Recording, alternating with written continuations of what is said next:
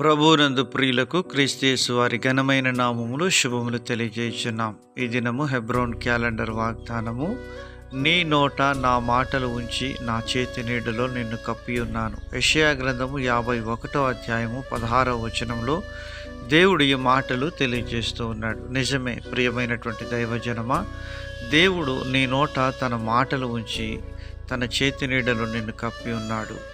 ఇలాగున దేవుడు చేసిన ఉద్దేశం మన ద్వారా ఆయన నామానికి ఘనత, మహిమ, ప్రభావాలు ఆరోపించబడాలని. దేవుడు తన పోలికలో, తన రూపంలో దేవుడు నన్ను సృజిస్తూ వచ్చినట్లుగా మనం చూడగలుగుతున్నాం. దేవుని యొక్క మాటలు మరి నీ యొక్క నోట దేవుడు ఉంచిన ఉద్దేశం, నీ ద్వారా అనేకులకు దేవుడు దాన్ని తెలియచేయాలని. చాలా పర్యాయాలు మనం బలహీనం, చేతకాని వారం అనుకుంటాం. కానీ నిర్గమాకాండం 4వ అధ్యాయం 11-12 వచనాల్లో దేవుడు అంటున్నాడు, యెహోవా మానవునకు నోరిచ్చిన వాడు ఎవడు?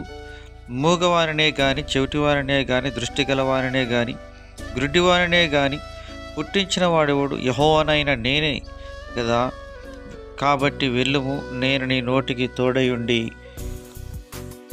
నీవు ఏమి పలకవలసినది నీకు బోధించదనని అతనితో చెప్పాను.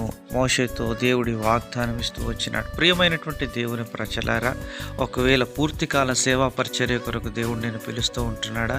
అయితే దేవుని మాటకు లోబడి ఆయన చిత్తానికి నిన్ను అప్పగించుకొని సంపూర్ణ విధేయతను మోషే వెల్లడికి చూపించినప్పుడు నీ ద్వారా దేవుడు అనేక మందిని విమోచించి ఆయన పరమ కానానుకు నడిపించే ఆ యొక్క గొప్ప ప్రణాళికలో దేవుని జతపని వాడవుగా నువ్వు చేయబడతావు. ప్రియమైనటువంటి దేవుని ప్రజలారా, ఆయన కాడి కిందికి వచ్చి ఆయనకు విధేయత చూపి ఆయనను మహిమపరచాలని దేవుని యొక్క వాక్యం మనకు సెలవిస్తూ ఉంటున్నది. ప్రియమైనటువంటి దేవుని ప్రజలారా, ద్వితీయోపదేశకాండం 18వ అధ్యాయం 18వ వచనం అంటున్నాడు, వారి సహోదరుల నుండి నీ వంటి ప్రవక్తను వారి కొరకు పుట్టించెదను, అతని నోట నా మాటలు ఉంచుదును అని ప్రభు సెలవిస్తున్నాడు.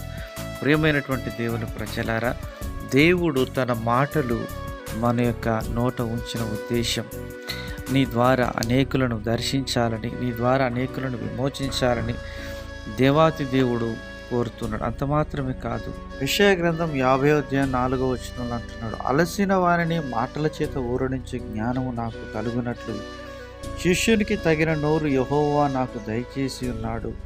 శిష్యులు వినున్నట్లుగా నేను వినుటకై ఆయన ప్రతి ఉదయమున నాకు వినుబుద్ధి పుట్టించుచున్నాడు. అలాగన మనము కూడా దేవుని వాక్యానికి విధేయత చూపి దైవజనుడు మోషే వలె సాగుదుము గాక.